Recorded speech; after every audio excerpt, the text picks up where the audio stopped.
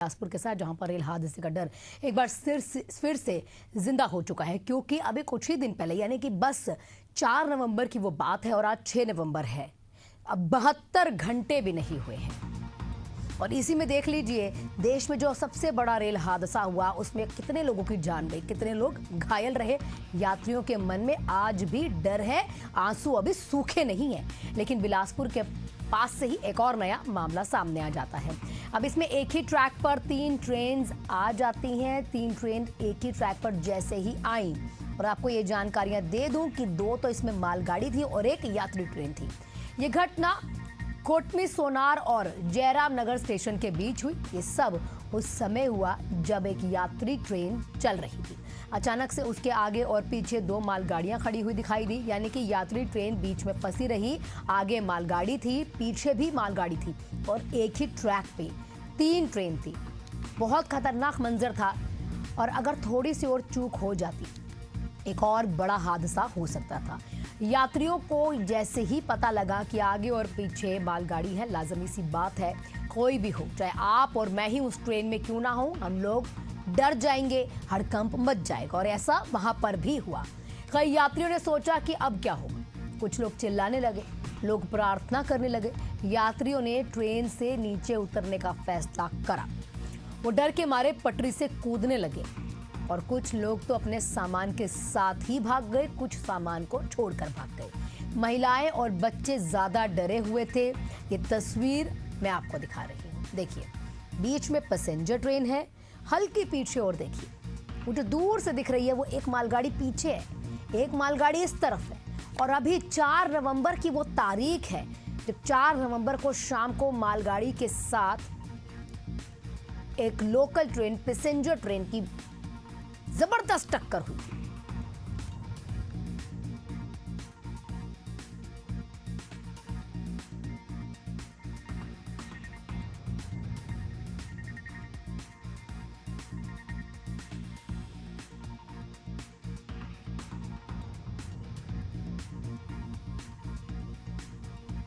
देखिए, आप ये भी जान लीजिए कि 5 सालों के अंदर कितने बड़े बड़े रेल हादसे हुए हैं।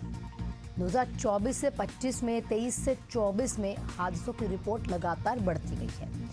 अब एक और चीज जान लीजिए, ये सबक कब मिलेगा, ये कब आपको समझना होगा कि एक लापरवाही, एक टेक्निकल फॉल्ट कितने परिवारों में मातम पसर जाता है।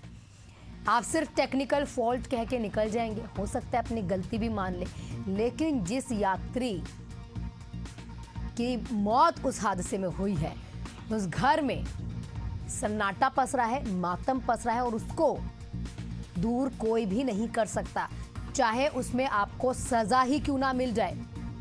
बहुत लाजमी सी बात है, इस तरीके के जो हादसे होते हैं, ज्यादा से ज्यादा अगर किसी की लापरवाही पे कोई गाज गिरती होगी, बहुत ज्यादा भी अगर गिरती होगी तो क्या होता होगा। अगर आपने और मैंने कभी सुना हो तो सिर्फ एक ही बात सुनी होगी, नौकरी से निकाल दिया, वो अच्छा काम नहीं कर रहा था, जुर्माना लगा दिया। लेकिन जो शख्स हमारे परिवार का शख्स था, वो जो बीच से चला गया, क्या उसका खामियाजा कोई भी भर पाएगा? क्या उसको कभी भी समझ पाएगा कोई? और आज एक और तस्वीर सामने आ जाती है। अभी तो उन लोगों के आंसू नहीं थमे, आंखें अभी भी नम हैं, चिता अभी भी ठंडी नहीं हुई होगी कि एक और बड़ा हादसा, बड़ी लापरवाही जयराम नगर स्टेशन के पास से फिर आ जाती है। क्यों ऐसा है कि लगातार यहां पर लापरवाहियों पे लापरवाहियां हो रही हैं और कोई देखने वाला नहीं है? जयराम स्टेशन के पास की यह घटना हैरान करने वाली। कब यहां पर समझ आएगा कि सिर्फ एक लापरवाही किसी की जान, कितनों की जान को खतरे में डालती है। छत्तीसगढ़ के बिलासपुर में अभी 2 दिन पहले, मैं लगातार कह रही हूं, अभी 4 तारीख की बात है, आज 6 तारीख है, पैसेंजर ट्रेन और मालगाड़ी ट्रेन में टक्कर होती है। कई लोगों की मौत हुई, 20 लगभग आंकड़ा जो है अभी तक निकलकर सामने आया।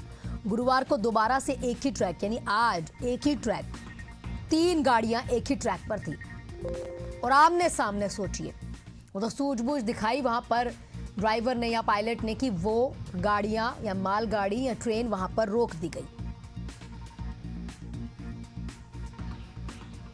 अब रेलवे अधिकारी और कर्मचारियों ने तुरंत कंट्रोल कर लिया। कंट्रोल रूम से यहां पर सूचना दे दी। बिलासपुर रेलवे जोन के सीपीआरओ ने यह भी बता दिया कि ऑटोमेटिक सिग्नल प्रणाली की सामान्य परिचालन है, ये रूटीन प्रक्रिया, अफवाहों से बचे। तो क्या रूटीन प्रक्रिया है, उसको किस तरीके से आप समझाएंगे?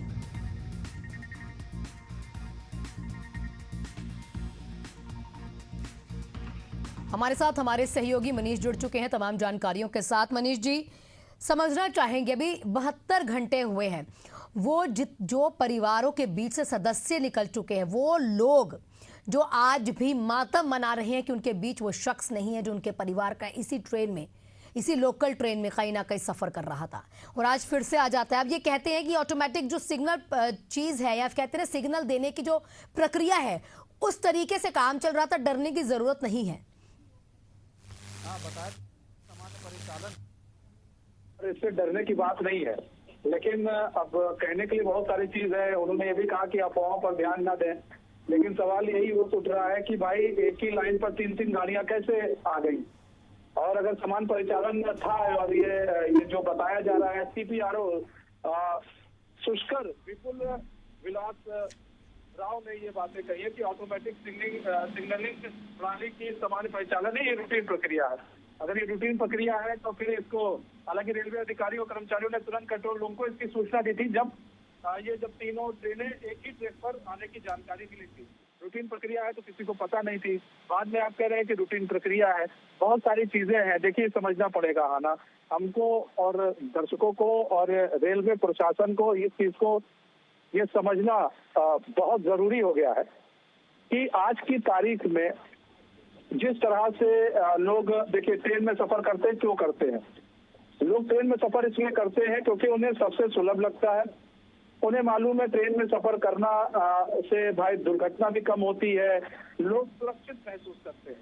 लेकिन पिछले कुछ सालों का अगर आप रिकॉर्ड उठाएंगे तो लोग अब डरने लगे हैं ट्रेन में सफर करने से भी। लोग डरते हैं, लोग कहते हैं यार ट्रेन में सफर कर रहे हैं तो ऐसा ना हो कि कहीं एक ही ट्रैक पे 2 गाड़ियां आ जाए, लड़ जाए, कहीं ऐसा ना हो डिब्बे जो है डिब्बा नीचे आ जाए। तो लोग डर गए। और ये रेलवे अधिकारियों को भी समझना पड़ेगा कि जो पिछले हादसे होते हैं उससे कुछ सीख लेने वाली चीजें होती है। कई ऐसे हादसे हुए हैं, उसके बावजूद रेलवे प्रशासन इस चीज से सीख नहीं ले रहा है। अब जैसे अभी 72 घंटे बीते, एक जो है जो लोकल ट्रेन जो है एक जाती है, मालगाड़ी में टक्कर हो जाती है। अब यहाँ पर कहा जाता है पायलट की गलती थी, उसी ने उसने उसी ट्रैक पर गाड़ी ले गया। लेकिन क्या सिर्फ मालगाड़ी के जो लोकल पायलट था उसकी मौत हो जाती है उस पूरे दुर्घटना में? क्या उसी की गलती थी और किसी की गलती नहीं थी? अगर उसकी गलती थी तो क्या जो वहां पर बैठे लोग हैं और लोग इंजीनियर्स हैं और भी जो लोग बैठे हैं रेलवे स्टेशन में, उनको नहीं पता था कि ये ट्रेन किस ट्रैक पर चल रही है? अगर उनको नहीं पता था तो क्यों नहीं पता था? ये भी तो सारी चीजें हैं, वो भी पॉइंट नोट किया जाए ना कि आखिर गलती कहाँ हुई। आप एक जो जिसकी मौत हो चुकी है हादसे में, आप उस पर टाल कर सारी चीजों को ये नहीं कह सकते कि नहीं जी हम लोग पाकता। यहाँ पर गलतियां हो रही हैं और गलतियां इसलिए हो रही हैं क्योंकि लापरवाही बढ़ती जा रही है। और बढ़ती इसलिए जा रही है क्योंकि जो अधिकारी है और भी जो लोग हैं वो कुछ ज्यादा ही कॉन्फिडेंस में आ जाते हैं कि नहीं जी ठीक है, सब कुछ ठीक है, नहीं हो रहा है, कुछ नहीं हो रहा है। अगर कुछ साल कुछ नहीं हुआ तो सब कुछ ठीक चल रहा है, फिर लोग लापरवाह हो जाते हैं। फिर आप सुनती हैं 1 साल के अंदर 2-3 घटनाएं हो जाती हैं। अभी ये घटना सामने आई, फिर एक ही ट्रैक पर 3 ट्रेनें दौड़ती हुई नजर आई।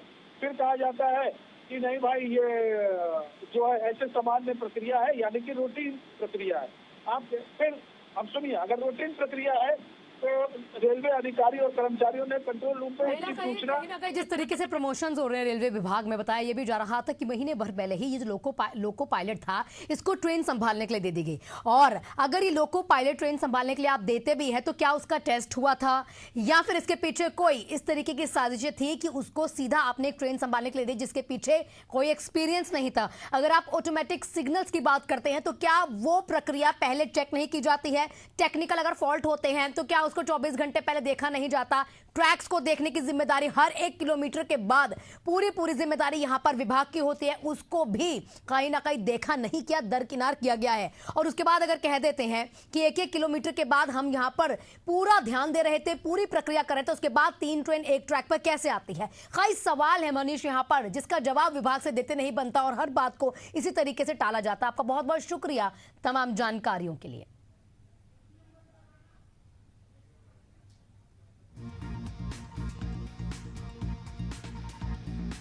बात बिहार की करेंगे, जहां पर पहले चरण के लिए मतदान को लेकर छत्तीसगढ़ के उप मुख्यमंत्री अरुण साव जी का बयान सामने आ चुका है। उप मुख्यमंत्री अरुण साव जी ने कहा है कि बिहार में 20 सालों में परिवर्तन आए हैं, कानून व्यवस्थाओं में सुधार आया है। बिहार को आगे बढ़ाने के लिए जनता एनडीए को मौका जरूर देगी।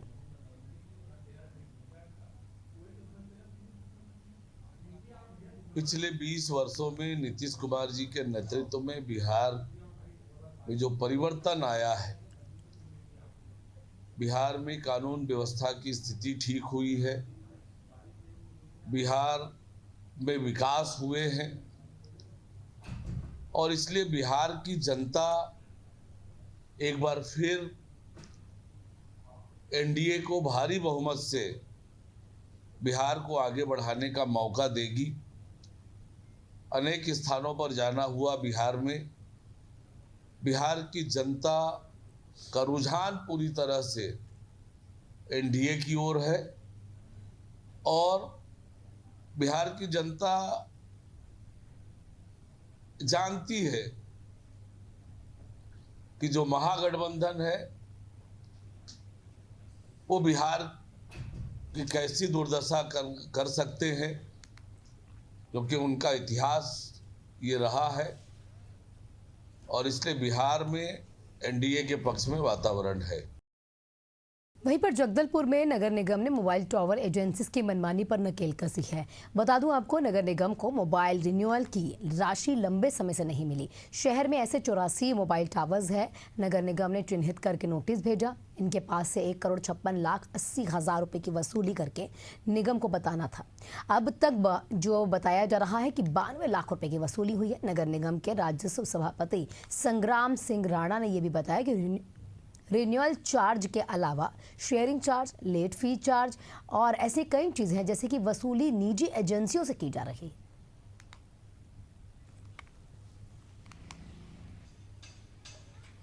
कि अभी जितने रिन्यूअल चार्ज हैं वो तो लेने के साथ साथ जो वहाँ पर जो मोबाइल टावर के ऊपर में एंटीना जो फिट है, बहुत सारे एंटीना, शेयरिंग चार्ज अभी बचा हुआ है, लेट फीस चार्ज बचा हुआ है। अभी पूरा जांच होगा मोबाइल टावरों का। 84 टावर का बता रहे, मैं तो बताना चाहता हूँ 150 टावर से ऊपर शहर में लगे हैं। ऐसे सभी टावरों को अभी गिना जाएगा। उनको सभी टावरों को गिनने के बाद उस पर कार्रवाई करेंगे, कौन अवैध है, वैध है, और आने वाले समय में सबसे वसूली किया जाएगा।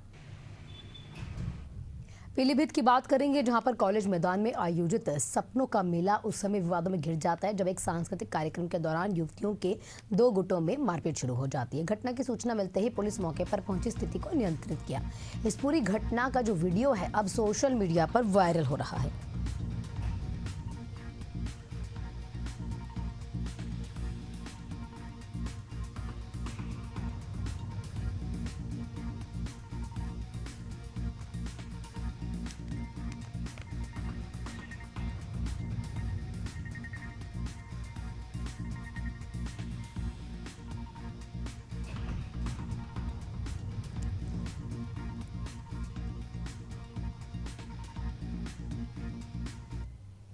मुरैना के संबलगढ़ में शिक्षा विभाग की कार्यप्रणाली पर एक बार फिर सवाल उठे हैं, जहां पर एक शिक्षक ने आधी रात को ब्लॉक शिक्षा अधिकारी को फोन करके गाली गलौज करते हुए गोली मारने की धमकी दे डाली। मामला तो तब भड़का जब अधिकारी ने स्कूल प्रभार में बदलाव किया।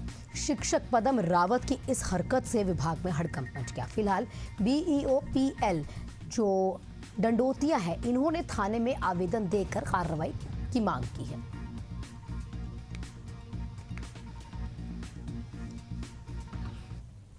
का प्रभार एक ही संकुल प्राचार्य जीन फील्ड पर दोनों प्रभार थे। मॉडल स्कूल के शिक्षकों ने मुझे आवेदन दिया। उस आवेदन पर मैंने प्रभार बदलने के लिए कार्रवाई संकुल प्राचार्य जीन फील्ड को दी इसके संबंध में संकुल प्राचार्य को अच्छा नहीं लगा और उन्होंने अपने हितैषी लोगों से ये बोल दिया कि मुझ पर से प्रभार हट रहा है। अतः इस कारण मुझे पदम सिंह रावत माध्यमिक शिक्षक माध्य विद्यालय पिपरगान द्वारा रात्रि 10 बजे धमकी से भरे फोन आया और उसमें कहा गया कि आपने यदि ऐसा गलत किया है और अगर नहीं मानोगे तो विधानसभा के अंतर्गत मैं आपको कहीं गोली मार सकता हूँ।